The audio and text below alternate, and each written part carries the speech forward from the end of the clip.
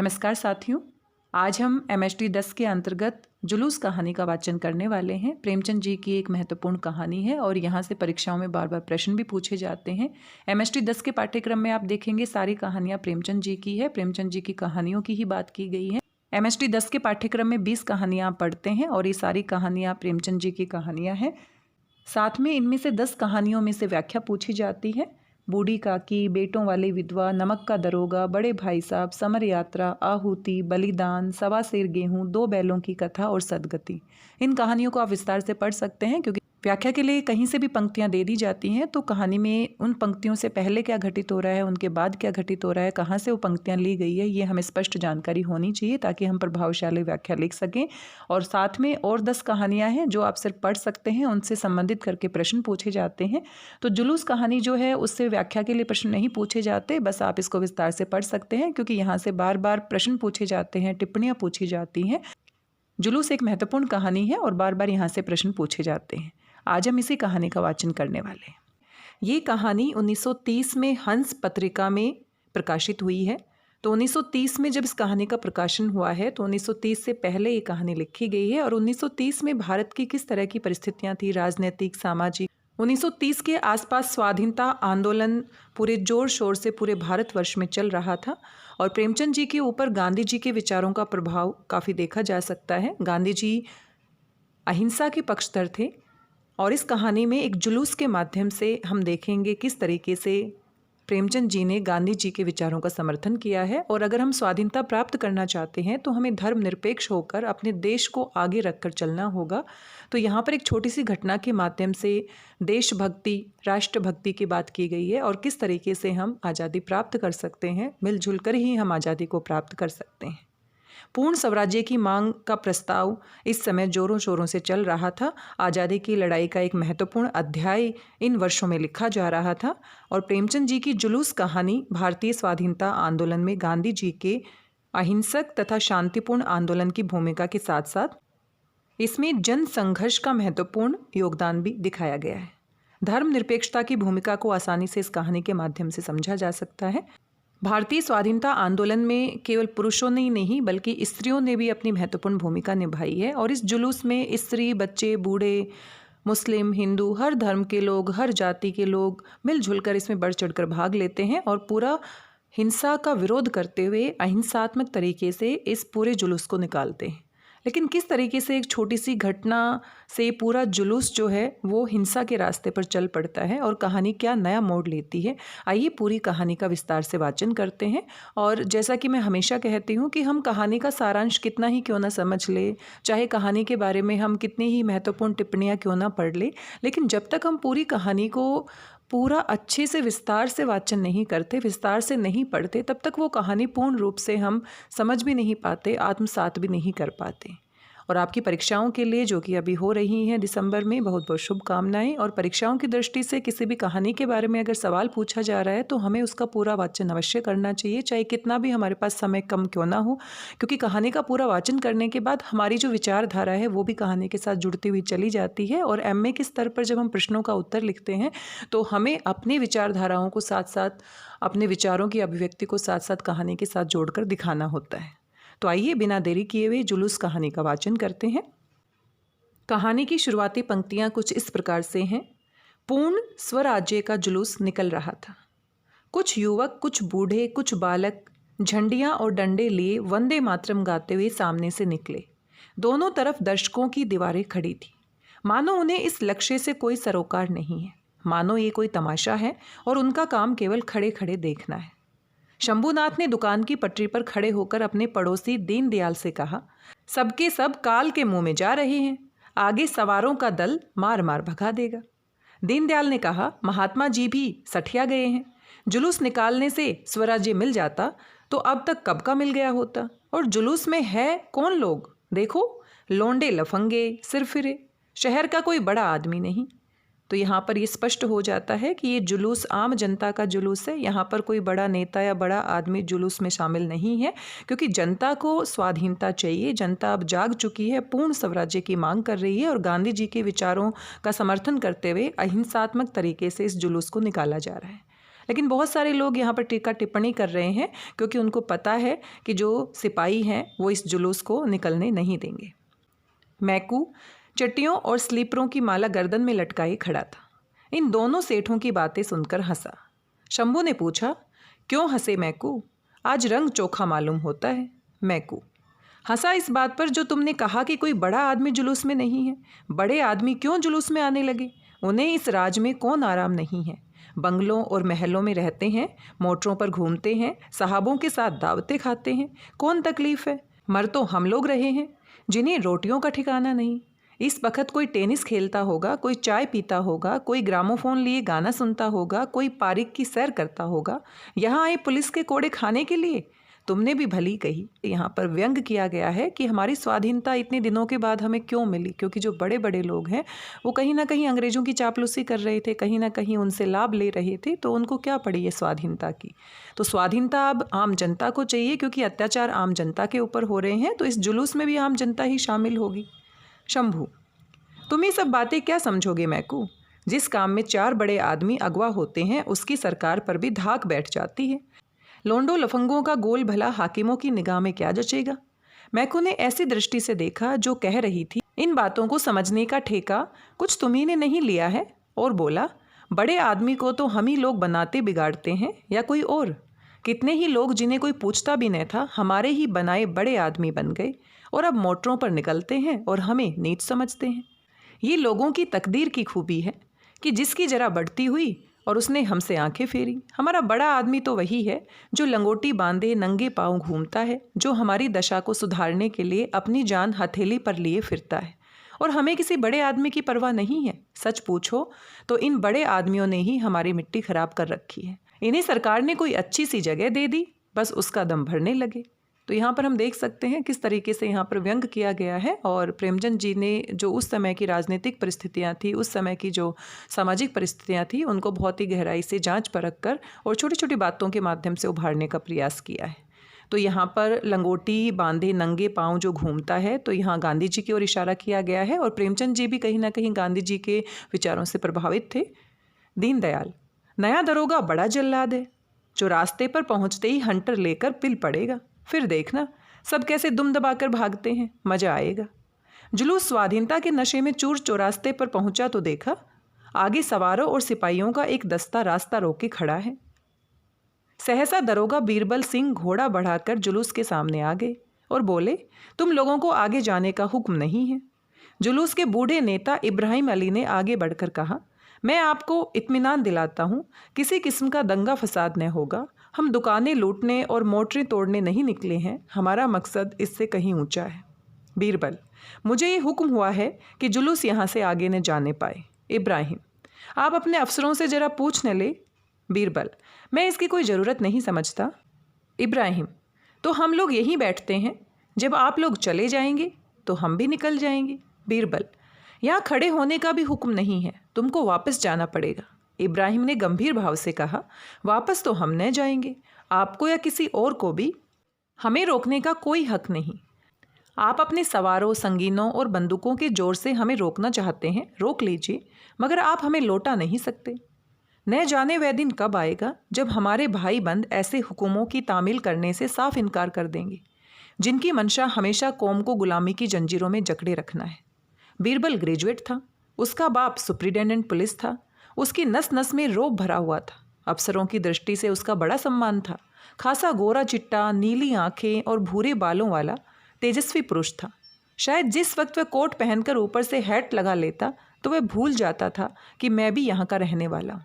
शायद वह अपने को राज्य करने वाली जाति का अंग समझने लगता था। मगर इब्राहिम के शब्दों में जो तिरस्कार भरा हुआ था, उसने जरा देर के लिए उसे लज्जित कर दिया। पर मामला नाजुक था। जुलूस को रास्ता दे देता है तो जवाब तलब हो जाएगा, वहीं खड़े रहने देता है तो ये सब न जाने कब तक खड़े रहेंगे। वह इस संकट में पड़ा हुआ था कि उसने डीएसपी के घोड़े को आते हुए देखा। अब सोच विचार का समय न था, यही मौका था कारगुजारी दिखाने का।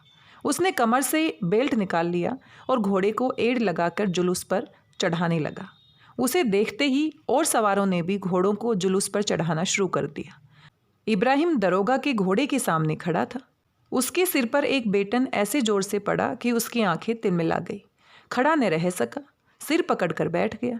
उसी वक्त दरोगा जी के घोड़े ने दोनों पांव उठाए और जमीन पर बैठा हुआ इब्राहिम उसके टापों के नीचे आ गया। जुलूस अभी तक शांत खड़ा था। इब्राहिम को गिरते देखकर कई आदमी उसे उठाने के लिए लपके, मगर कोई आगे न बढ़ सका। उधर सवारों के डंडे बड़ी निर्दयता से पड़ रहे थे। लोग हाथों पर डंडों को रोकते थे और अविचलित रूप से खड़े थे। हिंसा के भावों में प्रभावित न हो जाना उसके लिए प्रतिक्षण कठिन होता जा रहा था। जब आघात और अपमान ही सहना है तो फिर हम भी इस दीवार को पार करने की क्यों ना चेष्टा करें। लोगों को ख्याल आया, शहर के लाखों आदमियों की निगाहें हमारी तरफ लगी हुई हैं। यहाँ से ये झंडा लेकर हम लौट जाएं तो फिर किस मुंह से आज़ादी का नाम लेंगे। मगर प्राण रक्षा के लिए भागने का किसी को ध्यान भी न आता था। ये पेट के भक्तों, किराए के टटुओं का दल न था। ये स्वाधीनता के सच्चे स्वयंसेवकों का, आज़ादी के दीवानों का संगठित दल था। अपनी जिम्मेदारियों को खूब समझता था। कितने ही के सिरों से खून बह रहा था, कितने ही के हाथ जख्मी हो गए थे। एक हल्ले में ये लोग सवारों की सफ़ों को चीर सकते थे, मगर पैरों में बेड़ियां पड़ी हुई थी सिद्धांत की, धर्म की, आदर्श की।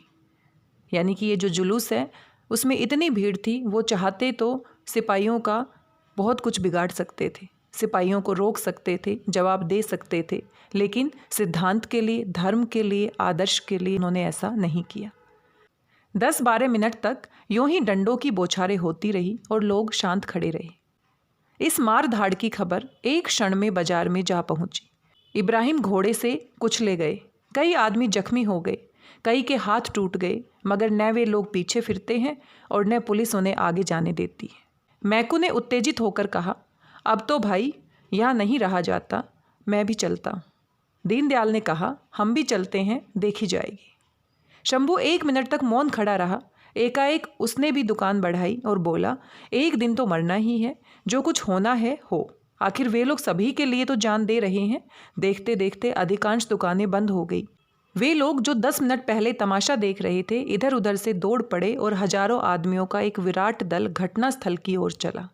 ये उन्मत्त, हिंसा मत से भरे हुए मनुष्यों का समूह था, जिसे सिद्धांत और आदर्श की परवाह न थी, जो मरने के लिए ही नहीं, मारने के लिए भी तैयार थे। कितनों ही के हाथों में लाठियां थी, कितने ही जेबों में पत्थर भरे हुए थे। न कोई किसी से कुछ बोलता था, न पूछता था, बस सबके सब मन में एक दृढ़ संकल्प लिए लपके चले जा रहे थे, मानो कोई घटा उमड़ी चली आती हो। इस दल को दूर से देखते ही सवारों में कुछ हलचल पड़ी।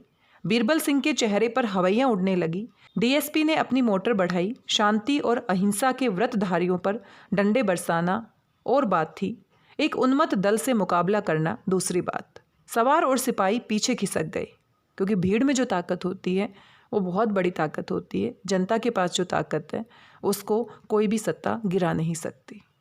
जब तक अहिंसा के साथ ही जुलूस निकल रहा था, तब तक सिपाही अपने अत्याचार उनके ऊपर कर रहे थे, लेकिन जब उन्होंने देखा कि एक पूरा दल पूरे जोश के साथ उनके ऊपर लाठी भी बरसा सकता है, पत्थर भी फेंक सकता है, तो वो पीछे हटने लगे। इब्राहिम की पीठ पर घोड़े ने टाप रख दी।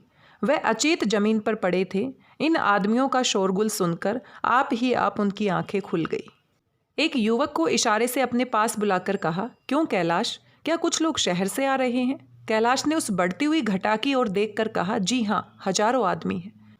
इब्राहिम, तो अब खैरियत नहीं है, डंडा लौटा दो, हमें फौरन लौट चलना चाहिए, नहीं तूफान मच जाएगा। हमें अपने भाइयों से लड़ाई नहीं करनी है, फौरन लौट चलो। ये कहते हुए उन्होंने उठने की चेष्टा की, मगर उठ न सके।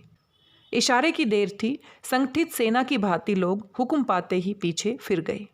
झंडियों के बांसों, साफों और रुमालों से चटपट एक स्ट्रेचर तैयार हो गया। इब्राहिम को लोगों ने उस पर लिटा दिया और पीछे फिरे। मगर क्या वे परास्त हो गए थे?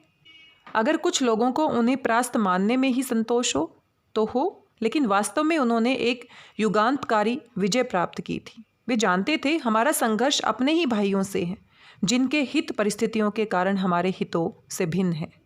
हमें उनसे बैर नहीं करना है। फिर वे ये भी नहीं चाहते कि शहर में लूट और दंगे का बाजार गर्म हो जाए और हमारे धर्म युद्ध का अंत लूटी हुई दुकानें, फूटे हुए सिर हों। उनकी विजय का सबसे उज्जवल चिन्ह यह था कि उन्होंने जनता की सहानुभूति प्राप्त कर ली थी। वही लोग जो पहले उन पर हंसते थे, उनका धैर्य और साहस देखकर उनकी सहायता के लिए निकल पड़े थे। मनोवृत्ति का ये परिवर्तन ही हमारी असली विजय है। हमें किसी से लड़ाई करने की ज़रूरत नहीं। हमारा उद्देश्य केवल जनता की सहानुभूति प्राप्त करना है, उनकी मनोवृत्तियों को बदल देना है। जिस दिन हम इस लक्ष्य पर पहुंच जाएंगे उसी दिन स्वराज्य सूर्य उदय होगा। तो यहाँ पर हम देख सकते हैं जो जुलूस है वो जनता को जागृत करने के लिए है कि हर व्यक्ति अगर जागृत हो जाएगा तो स्वाधीनता अपने आप मिल जाएगी। क्योंकि दिक्कत यहीं पर है कि बहुत सारे लोग अभी भी ये मान नहीं रहे हैं कि हमें स्वाधीनता की आवश्यकता है। 3 दिन गुजर गए थे। बीरबल सिंह अपने कमरे में बैठ चाय पी रहे थे और उनकी पत्नी मिट्ठन बाई शिशु को गोद में लिए सामने खड़ी थी। बीरबल सिंह ने कहा, मैं क्या करता उस वक्त? पीछे डीएसपी खड़ा था। अगर उन्हें रास्ता दे देता तो अपनी जान मुसीबत में फंसती। मिट्ठन बाई ने सिर हिलाकर कहा, तुम कम से कम इतना तो कर ही सकते थे कि उन पर डंडे न चलाने देते। तुम्हारा काम आदमियों पर डंडे चलाना है। तुम ज़्यादा से ज़्यादा उन्हें रोक सकते थे। कल को तुम्हें अपराधियों को बेत लगाने का काम दिया जाए तो शायद तुम्हें बड़ा आनंद आएगा। क्यों? बीरबल सिंह ने खिसिया कर कहा, तुम तो बात को नहीं समझ रही हो। तो यहाँ पर हम देख सकते हैं मिट्ठन बाई का यहाँ पर एक महत्वपूर्ण भूमिका है, जो कि बीरबल की पत्नी है और वो बिल्कुल सहमत नहीं है कि तुमने जुलूस के साथ जो किया, किस तरीके से तुमने उन पर लाठियाँ बरसाई, किस तरीके से अपने घोड़ों की टापों से तुमने इब्राहिम को कुचलवा दिया। तो बिल्कुल इसका विरोध करती है और वो भी कहीं ना कहीं चाहती है कि ये जुलूस हो और जनता जागे। और उनके पति हैं वो एक अधिकारी हैं, पुलिस अधिकारी हैं, उनकी जिम्मेदारियां हैं, लेकिन अपनी जिम्मेदारियों को निभाते निभाते भी वो इस जुलूस का समर्थन कर सकते थे। तो यहाँ पर हम देख सकते हैं कि इस स्वाधीनता आंदोलन में केवल बड़े बड़े लोग, छोटे छोटे लोग या पुरुष या महिलाएं या बच्चे या किसी धर्म विशेष या जाति विशेष के लोग ही शामिल नहीं है, बल्कि पूरी जनता इसमें एक समान से शामिल है। और ये जो एकता है, इसी एकता के आधार पर हमें आज़ादी भी मिली है। तो यहाँ पर मिट्ठन बाई का जो चरित्र है वो बहुत महत्वपूर्ण है और यहाँ से सीधे सीधे टिप्पणियाँ भी पूछ ली जाती हैं। तो इनसे संबंधित जो भी बातें आती हैं उनको हम ध्यान से समझते हुए चलें, ताकि जब भी टिप्पणी लिखने के लिए आती है या मिट्ठन बाई के चरित्र के बारे में लिखने के लिए आता है या स्त्री पात्र के बारे में कुछ लिखने के लिए आता है तो हम बड़ी आसानी से यहाँ से लिख सकते हैं। मिट्ठन बाई, मैं खूब समझती हूँ। डीएसपी पीछे खड़ा था। तुमने सोचा होगा ऐसी कारगुजारी दिखाने का अवसर शायद फिर कभी ना मिले। क्या तुम समझते हो उस दल में कोई भला आदमी न था? उसमें कितने आदमी ऐसे थे जो तुम्हारे जैसों को नौकर रख सकते हैं। विद्या में तो शायद अधिकांश तुमसे बड़े हुए होंगे, मगर तुम उन पर डंडे चला रहे थे और उन्हें घोड़ों से कुचल रहे थे। वारी जवामर्दी। बीरबल सिंह ने बेहाई की हंसी के साथ कहा, डीएसपी ने मेरा नाम नोट कर लिया है, सच? दरोगा जी ने समझा था कि ये सूचना देकर वे मिट्ठन बाई को खुश कर देंगे।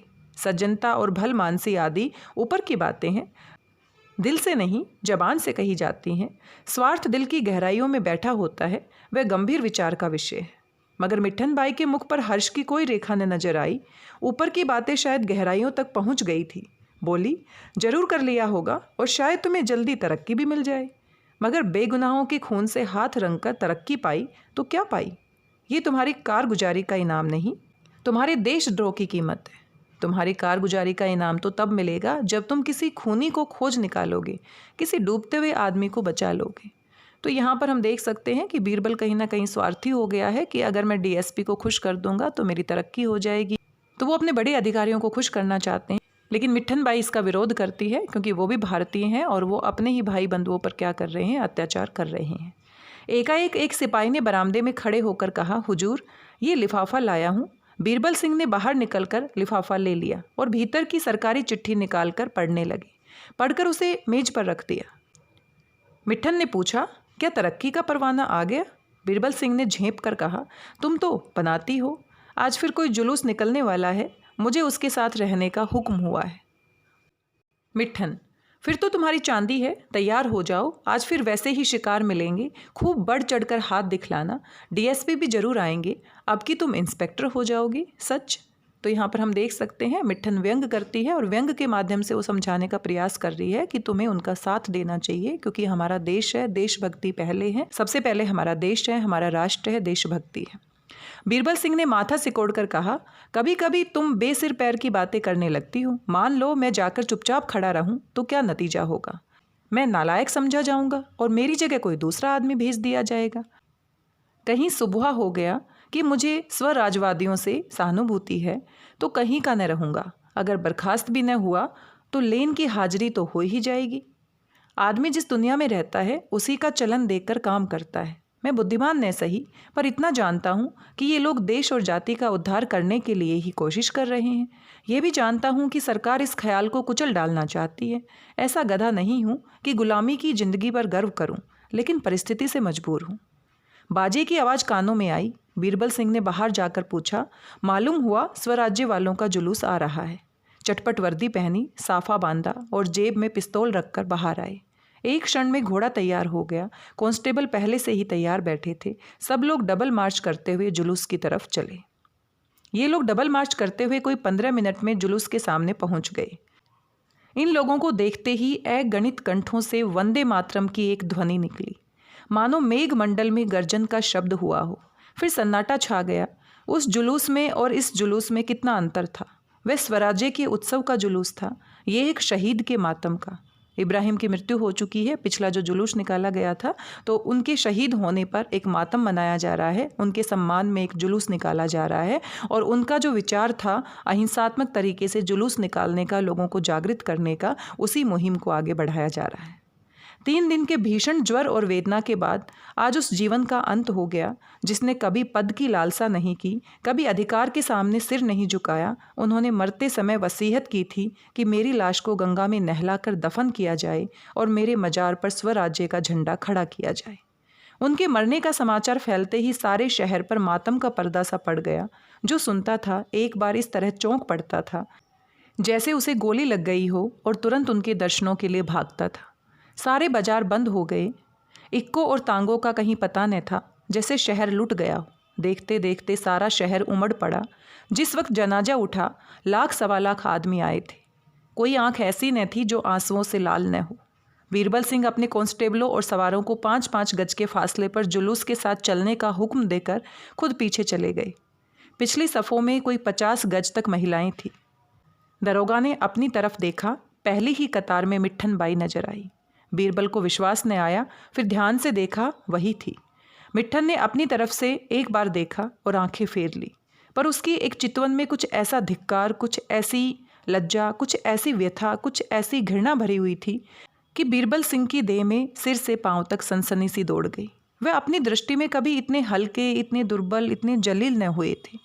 तो यहाँ पर हम देख सकते हैं कि बीरबल की पत्नी भी इसमें शामिल है और किस तरीके से वो नज़रों से ही उसको ऐसे देख रही है और उसको एहसास दिलाने का प्रयास कर रही है कि तुमने जो किया वो गलत किया। सहसा एक युवती ने दरोगा जी की तरफ देखकर कहा, कोतवाल साहब, कहीं हम लोगों पर डंडे न चला दीजिएगा, आपको देखकर भय हो रहा है। दूसरी बोली, आप ही के कोई भाई तो थे जिन्होंने इस माल के चौरास्ते पर इस पुरुष पर आघात किए थे। मिट्ठन ने कहा, आपके कोई भाई न थे, आप खुद थे। बीसियों ही मुंहों से आवाज़ें निकली, अच्छा ये वही महाशय है। महाशय आपको नमस्कार है। ये आप ही की कृपा का फल है कि आज हम भी आपके डंडे के दर्शन के लिए आ खड़ी हुई हैं। बीरबल ने मिट्ठन बाई की और आंखों का भाला चलाया, पर मुंह से कुछ न बोले। एक तीसरी महिला ने फिर कहा, हम एक जलसा करके आपको जयमाला पहनाएंगे और आपका यशोगान करेंगे। चौथी ने कहा, आप बिल्कुल अंग्रेज मालूम होते हैं, जब ही इतने गोरे हैं। एक बुढ़िया ने आंखें चुड़ाकर कहा, मेरी कोख में ऐसा बालक जन्मा होता तो उसकी गर्दन मरोड़ देती। एक युवती ने उसका तिरस्कार करके कहा, आप भी खुद कहती हैं माता जी, कुत्ते तक तो नमक का हक अदा करते हैं, ये तो आदमी है। बुढ़िया ने झल्ला कर कहा, पेट के गुलाम, हाय पेट, हाय पेट। इस पर कई स्त्रियों ने बुढ़िया को आड़े हाथों ले लिया और वह बेचारी लज्जित होकर बोली, अरे मैं कुछ कहती थोड़े ही हूँ, मगर ऐसा आदमी भी क्या जो स्वार्थ के पीछे अंधा हो जाए। बीरबल सिंह अब और नहीं सुन सके। घोड़ा बढ़ाकर जुलूस से कई गज पीछे चले गए। मर्द लज्जित करता है तो हमें क्रोध आता है, स्त्रियां लज्जित करती है तो ग्लानि उत्पन्न होती है। बीरबल सिंह की इस वक्त इतनी हिम्मत न थी कि फिर उन महिलाओं के सामने जाते। अपने अफसरों पर क्रोध आया, मुझी को बार बार क्यों इन कामों पर तैनात किया जाता है? और लोग भी तो हैं, उन्हें क्यों नहीं लाया जाता? क्या मैं ही सबसे गया बीता हूँ? क्या मैं ही सबसे भाव शून्य हूँ? मिट्ठन इस वक्त मुझे दिल में कितना कायर और नीच समझ रही होगी। शायद इस वक्त मुझे कोई मार डाले तो वह जबान भी न खोलेगी। शायद मन में प्रसन्न होगी कि अच्छा हुआ। अभी कोई जाकर साहब से कह दे कि बीरबल सिंह की स्त्री जुलूस में निकली थी तो कहीं का न रहूं। मिट्ठन जानती है, समझती है, फिर भी निकल खड़ी हुई है। मुझसे पूछा तक नहीं, कोई फिक्र नहीं है। जब भी ये बातें सोचती हैं, यहाँ सभी बेफिक्र हैं। कॉलेजों और स्कूलों, मजदूर पेशेवर, इन्हें क्या चिंता। मरण तो हम लोगों की है, जिनके बाल बच्चे हैं और कुल मर्यादा का ध्यान है। सबकी सब मेरी तरफ कैसे घूर रही थी, मानो खा जाएंगी। जुलूस शहर की मुख्य सड़कों से गुजरता हुआ चला जा रहा था। दोनों ओर छतों पर, छज्जों पर, जंगलों पर, वृक्षों पर दर्शकों की दीवारें सी खड़ी थी। बीरबल सिंह को आज उनके चेहरों पर एक नई स्फूर्ति, एक नया उत्साह, एक नया पर्व झलकता हुआ मालूम होता था। स्फूर्ति थी वृक्षों के चेहरों पर, उत्साह युवकों के और गर्व रमणियों के। ये स्वराज्य के पथ पर चलने का उल्लास था। अब उनको यात्रा का लक्ष्य अज्ञात न था। पथ भ्रष्टों की भांति इधर उधर भटकना न था, दलितों की भांति सिर झुकाकर रोना न था। स्वाधीनता का सुनहला शिखर सुदूर आकाश में चमक रहा था। ऐसा जान पड़ता था कि लोगों को बीच के नालों और जंगलों की परवाह नहीं है। सब उन सुनहले लक्ष्यों पर पहुंचने के लिए उत्सुक हो रहे हैं। 12 बजते बजते जुलूस नदी के किनारे जा पहुंचा। जनाजा उतारा गया और लोग शव को गंगा स्नान कराने के लिए चले। उसके शीतल शांत पीले मस्तक पर लाठी की चोट साफ नजर आ रही थी। रक्त जमकर काला हो गया था। सिर के बड़े बड़े बाल खून जम जाने से किसी चित्रकार की तुलिका की भांति चिमट गए थे। कई हजार आदमी शहीद के अंतिम दर्शनों के लिए मंडल बांधकर खड़े हो गए। बीरबल सिंह पीछे घोड़े पर सवार खड़े थे। लाठी की चोट उन्हें भी नजर आई। उनकी आत्मा ने जोर से धिक्कारा। वह शव की ओर न ताक सके, मुंह फेर लिया। जिस मनुष्य के दर्शनों के लिए, जिनके चरणों की रज मस्तक पर लगाने के लिए लाखों आदमी विकल हो रहे हैं, उनका मैंने इतना अपमान किया। उनकी आत्मा इस समय स्वीकार कर रही थी कि उस निर्दय प्रहार में कर्तव्य के भाव का लेश भी न था, केवल स्वार्थ था, कारगुजारी दिखाने की हवस और अफसरों को खुश करने की लिप्सा थी। हजारों आंखें क्रोध से भरी हुई उनकी ओर देख रही थी, पर वे सामने ताकने का साहस न कर सकते थे। एक कांस्टेबल ने आकर प्रशंसा की, हुजूर का हाथ गहरा पड़ा था, अभी तक खोपड़ी खुली हुई है। सबकी आंखें खुल गई। बीरबल ने उपेक्षा की, मैं इसे अपनी जवांमर्दी नहीं, अपना कमीनापन समझता हूँ। कांस्टेबल ने खुद खुशामद की, बड़ा सर्कस आदमी था हुजूर। बीरबल ने तीव्र भाव से कहा, चुप रहो। जानते भी हो सर्कस किसे कहते हैं?